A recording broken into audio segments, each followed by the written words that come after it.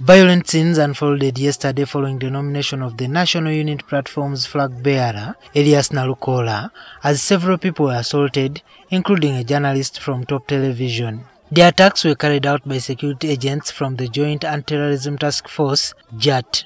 They descended on this journalist, who was fully branded as a journalist, with his camera and beat him up with batons, shattered his eye and broke bones around his face.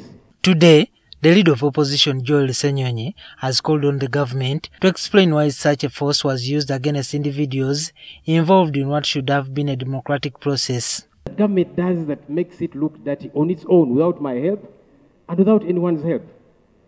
I don't even know if the Minister for Information and government generally has reached out to this journalist to establish the goings on and ensure that he gets proper treatment. You can imagine now, it's important that when you come on the floor of the House, you come at least with some details so that we know where to start from. Like now, you are claiming that these people who beat this person are members of JAT.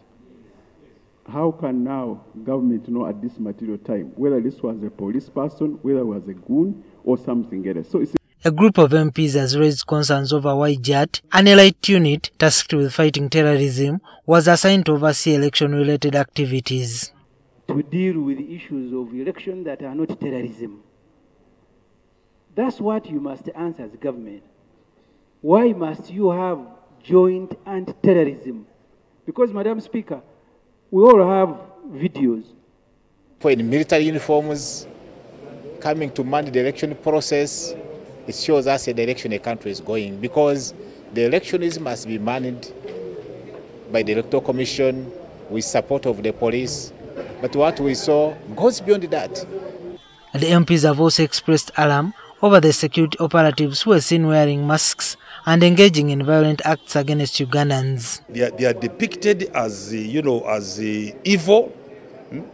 They are depicted in all the negative ways possible. Because otherwise, if you are doing something noble, why do you come covering yourself?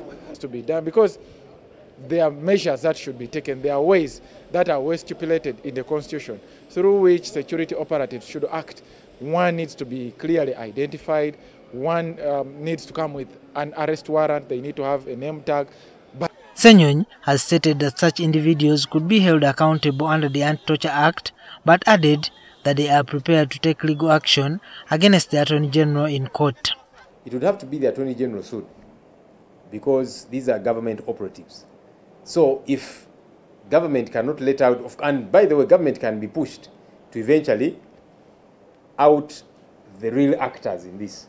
But the events in Kawempe could deter voters from participating in the upcoming elections. This will cause people to start neglecting elections, to start having a biased head towards democracy in this country, which will be improper for the security of this country. MPs warn that the current situation is a concerning indication of what may occur during the 2026 general elections. Juma Kiria, NTV.